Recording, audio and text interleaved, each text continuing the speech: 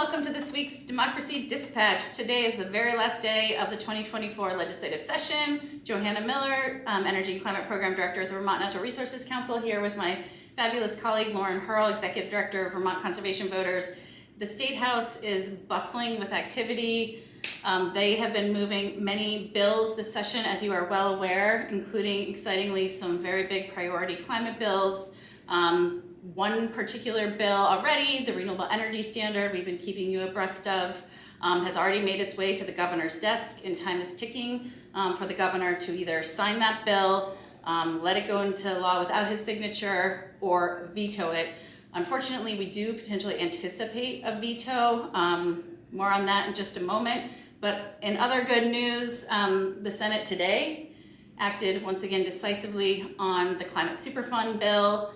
As you know, this is a really important policy that is going to hold some of the world's largest fossil fuel companies accountable for the damage that their products have caused.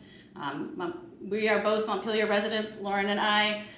You know that we are on the heels of one of the most unprecedented and expensive and just really highly, personally and community-based consequential disasters. So this bill is all about holding big oil to account for helping to clean up some of the mess that their products have caused.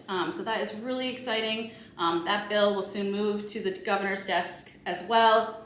And then we also really wanted to showcase and share with you that we talked to you a little bit about this Miscellaneous Public Utility Commission bill. There's lots in it. You can read far more about it in the links that we're providing, but a couple of things in that that are really important to highlight. Some very important changes to the clean heat standard that were asked for by the Public Utility Commission and the fuel providers that are really intended to ensure that as that process moves forward in the Public Utility Commission over the next year, that we're moving on a timeline and with the sort of ability to do the work that we need to do to examine a potential program next legislative session before it potentially goes into law. One other important provision there that's very exciting is sort of a look at sort of energy costs, a full study of making sure that we are helping Vermonters understand their total energy costs and burdens, and looking closely at how we keep those burdens and costs low. So it's an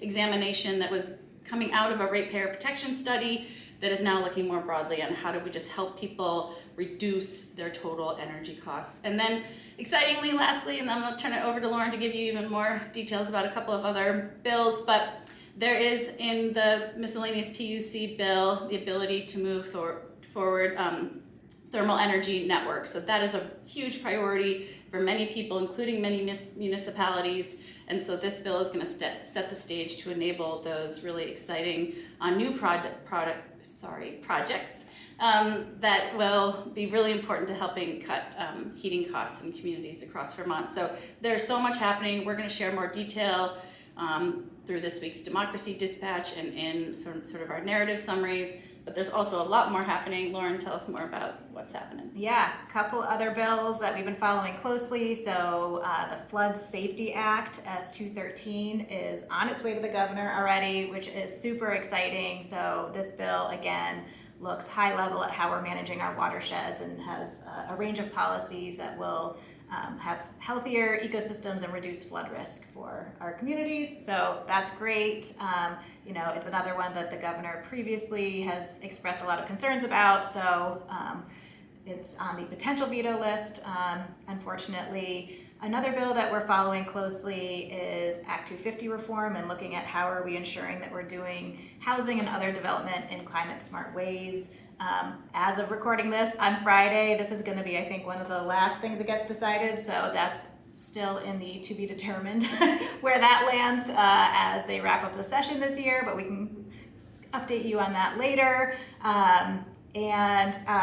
We've been also following a couple other bills, like a ban on neonicotinoid pesticides that's on its way to the governor, and a ban on PFAS chemicals, a little farther afield, but just there really is a great story of a lot of impressive environmental and climate work this year. So really, this is like a banner year for the environment potentially, and we're at a critical moment, and we always end these with a call to action. So a bunch of bills headed to the governor's desk, a lot of threatened vetoes. So this is a great time to take a moment to call the governor's office or email the governor's office and urge him in particular to sign H289, the Renewable Energy Standard modernization, S259, the Climate Superfund Bill, and S213, the Flood Safety Act. So taking a moment to do that is great. We need to be sending a message that Vermonters support these important bills. So thanks for all you do. We'll be back and be sending out lots of materials with other details on these bills, but thanks for being with us all year.